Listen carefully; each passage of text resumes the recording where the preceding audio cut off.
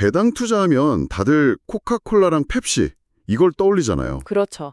거의 뭐 대명사 같은 기업들이죠. 근데 막상 시작하려고 이렇게 딱 보면 둘 중에 뭘 사야 하지?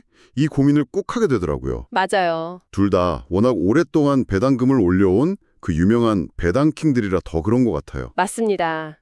그냥 콜라 시장의 라이벌 이 정도로만 생각하면 사실 큰 그림을 놓치기 쉬운 것 같아요. 아, 그런가요? 네, 투자자의 눈으로 보면요. 이건 단순히 음료수 회사가 아니라 완전히 다른 철학과 전략을 가진 두 개의 거대한 현금 흐름 기계를 비교하는 거거든요. 철학과 전략이 다르다. 흥미로운데요? 그래서 오늘 저희가 살펴볼 자료들도 투자 전문 블로그의 심층 분석부터 여러 증권사의 리포트, 그리고 실제 투자자들이 나눈 토론 내용까지 아주 다양하게 준비했습니다. 좋습니다. 그럼 이 자료들을 가지고 두 거인의 진짜 속살은 어떻게 다른지, 그리고 가장 중요하게는 당신의 투자 성향에 어느 쪽이 더 딱 맞을지 한번 제대로 파고들어보죠. 좋습니다. 우선 두 회사의 가장 빛나는 공통점, 배당킹이라는 칭호부터 얘기를 시작해야겠죠? 네, 이게 그냥 붙는 별명이 아니거든요. 최소 50년 이상 단 한 해도 거르지 않고 매년 배당금을 늘려온 기업에게만 주어지는 말 그대로 완관 같은 거예요. 자료를 보니까 정말 입이 떡 벌어지더라고요.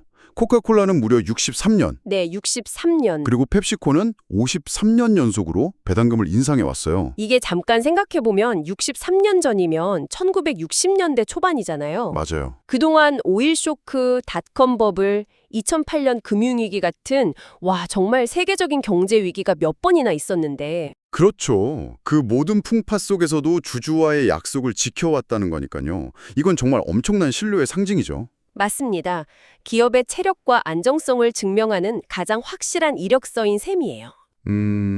두 회사 모두 1년에 4번 분기마다 배당을 주는 것도 공통점이고요. 아, 그것도 같군요. 네, 이건 투자자 입장에서 현금 흐름을 예측하고 계획을 세우기 아주 편하게 만들어주죠. 그런데 여기서 제가 자료를 보다가 했던 되게 재밌는 부분이 있었어요. 어떤 부분이죠? 둘 다 분기 배당을 주는데 배당금이 통장에 꽂히는 달이 서로 다르더라고요.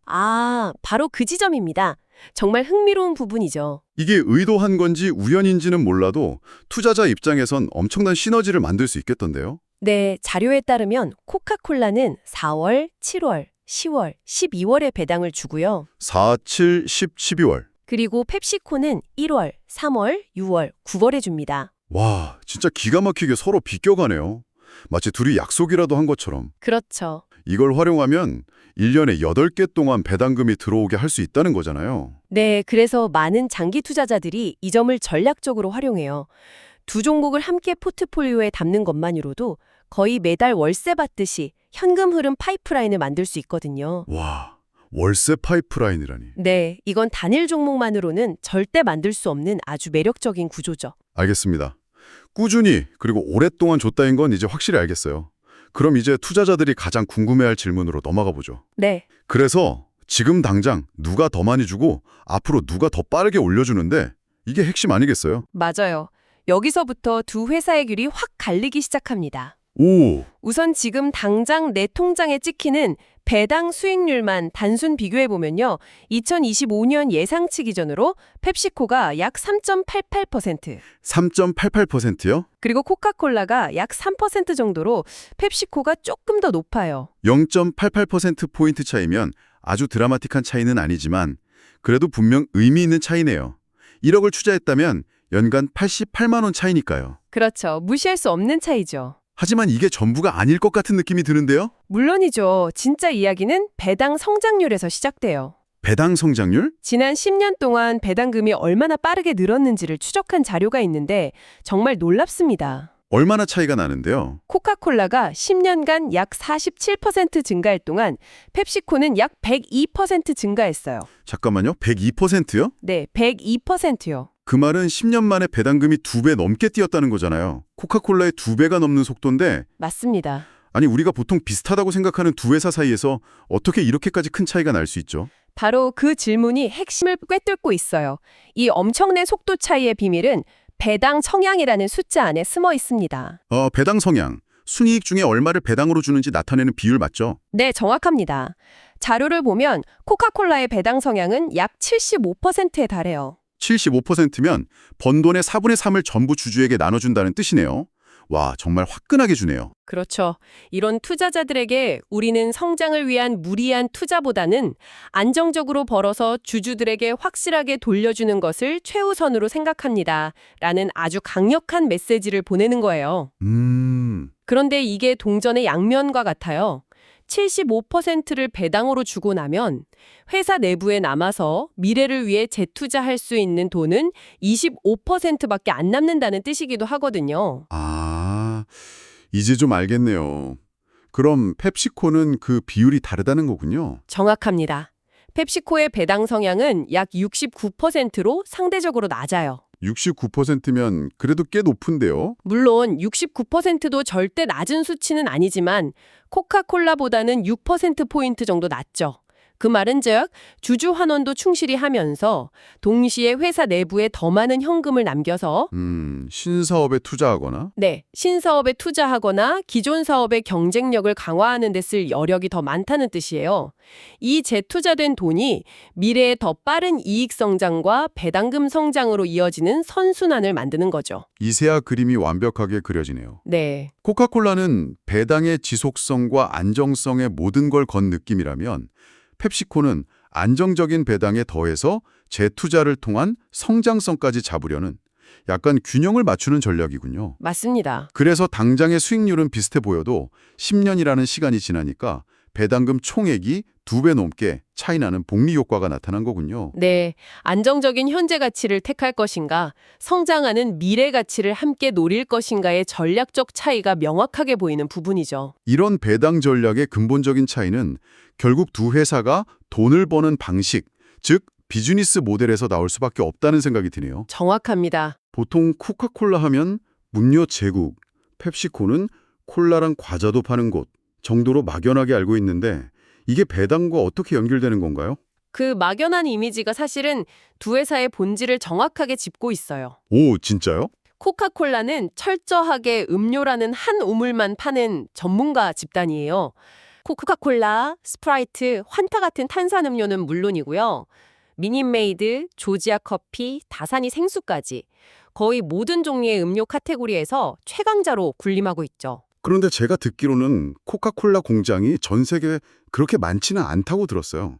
직접 다 만들어서 파는 게 아니라고요. 그게 바로 코카콜라 비즈니스 모델의 천재성이라고 불리는 부분입니다. 천재성이요? 코카콜라는 직접 음료를 병에 담아서 파는 회사가 아니에요.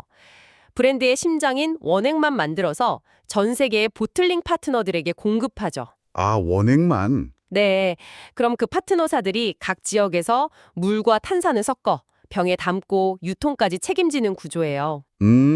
이걸 자산 라이트 모델이라고 부르는데 대규모 공장이나 유통망 같은 무거운 자산에 돈을 묶어둘 필요가 없으니까 자본 투자 수익률, ROIC라고 하죠. 이게 18%라는 아주 높은 수치가 나와요. 적은 돈으로 아주 효율적으로 돈을 버는 거죠. 거의 뭐 제조업이라기보다는 브랜드와 지적재산권을 파는 회사에 가깝네요? 그렇죠. 그럼 펩시코는 이런 모델과 어떻게 다른가요? 펩시코의 최대 무기는 바로 다각화입니다.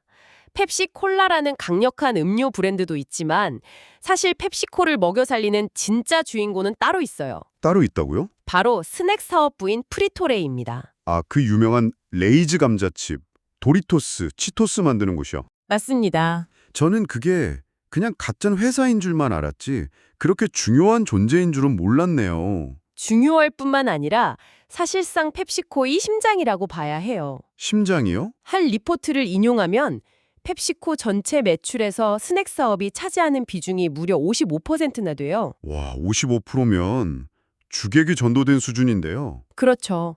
음료보다 과자로 더 많은 돈을 버는 종합 식음료 기업인 셈이죠. 그렇다면 이 강력한 스낵 사업이 있다는 게 배당의 안정성에는 구체적으로 어떤 영향을 주는 건가요? 제가 생각하기엔 음료보다 과자가 경기를 덜 탈 것 같기도 하고. 아주 결정적인 역할을 합니다. 오. 배당금의 원천은 결국 자유현금 흐름, 그러니까 프리캐시 플로우거든요. 네. 간단히 말해서 회사가 사업으로 벌어들인 현금에서 설비 투자 같은 필수 지출을 빼고 자유롭게 쓸 수 있는 진짜 남는 돈이에요. 아, 그런데 앞서 코카콜라는 배당 성향이 75%로 높다고 했잖아요. 이건 벌어들인 자유현금 흐름 대부분을 배당금으로 지급하고 나면 남는 돈이 거의 없다는 뜻이라 현금 흐름이 다소 빡빡하게 운영될 수밖에 없어요. 아, 여유 자금이 별로 없는 거군요. 반면에 펩시코는 이익률이 아주 높은 스낵 사업이 뒤를 든든하게 받쳐주니까 상황이 달라요.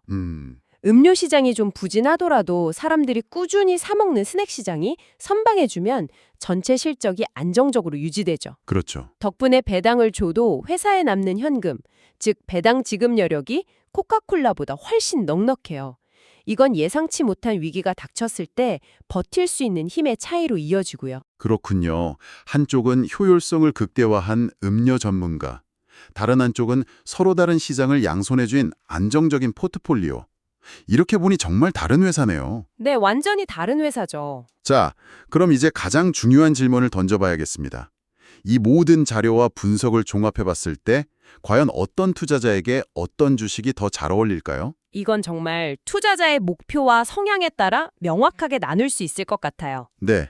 먼저 팀 코카콜라부터 한번 볼까요? 네, 어떤 분들이 코카콜라와 궁합이 잘 맞을까요? 첫째, 배당 투자의 목표가 성장보다는 안정적인 현금 흐름 그 자체에 있는 분들이에요. 아, 현금 흐름. 네, 배당 성장률이 조금 느리더라도 매년 매분기 약속된 돈이 내 계좌에 정확히 들어오는 그 예측 가능성을 가장 중요하게 생각하는 투자자죠. 은퇴 후 생활비를 배당금으로 계획하는 분들에게는 정말 최고겠네요. 맞습니다.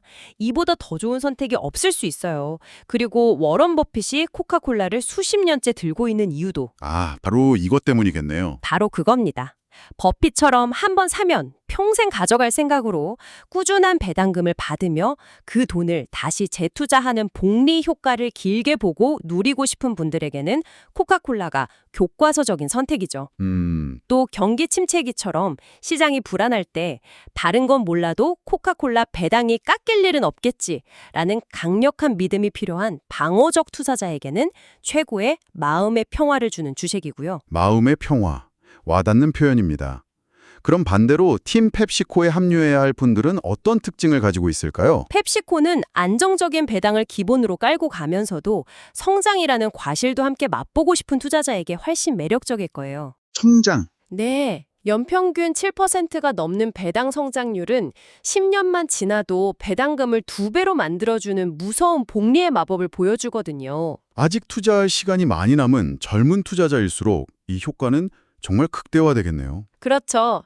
그리고 사업 다각화가 주는 안정감에 더 끌리는 분들도 있을 거고요. 아, 맞아요. 음료라는 단일 시장의 트렌드 변화나 설탕세 같은 특정 규제 리스크에 온전히 노출된 코카콜라와 달리 음료와 스낵이라는 두 개의 강력한 엔진을 가진 펩시코의 사업 구조에서 더 큰 안정감을 느끼는 투자자에게는 펩시코가 더 마음 편한 선택이 될 수 있습니다.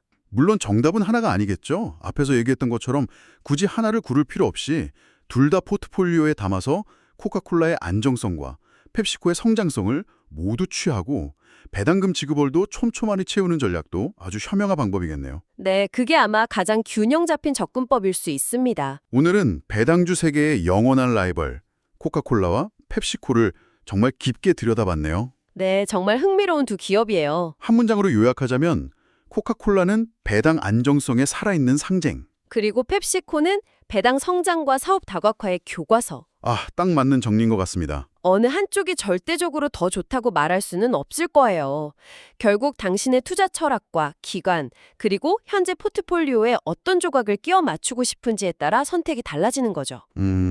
중요한 건 두 기업 모두 수십 년간 온갖 위기를 헤쳐나오며 스스로의 가치를 증명해온 정말 훌륭한 기업이라는 사실입니다. 마지막으로 듣는 분들께 아주 흥미로운 생각할 거리를 하나 던져드리고 싶어요. 오, 어떤 거죠? 여러 자료에서 공통적으로 언급되는 펩시 챌린지라는 유명한 실험이 있잖아요. 아, 네, 알죠. 브랜드를 가리고 블라인드 테스트를 하면 사람들은 보통 조금 더 단맛이 강한 펩시에 손을 들어주는 경향이 있대요. 맛 자체만 보면 펩시가 이기는 거죠. 하지만 여기서 아주 재미있는 반전이 일어나죠. 네, 바로 그 음료가 코카콜라라는 것을 우리 눈으로 보고 머리로 인지하는 순간 뇌의 쾌락 중추는 펩시를 마실 때보다 훨씬 더 강하게 활성화된다는 연구 결과가 있어요. 와, 이건 우리가 혀로 느끼는 맛보다 코카콜라를 마신다는 경험과 이미지를 더 즐긴다는 뜻이거든요. 이건 장기 투자 관점에서 정말 깊이 생각해 볼 만한 문제예요. 안정적인 현금 흐름을 만들어내는 다각화된 사업 포트폴리오와 소비자의 미각마저 지배해버리는 이 강력하고 상징적인 브랜드 파워. 과연 둘 중에 무엇이 더 오래가고 더 뚫기 힘든 경쟁 우위, 즉 진정한 경제적 해자가 될까요?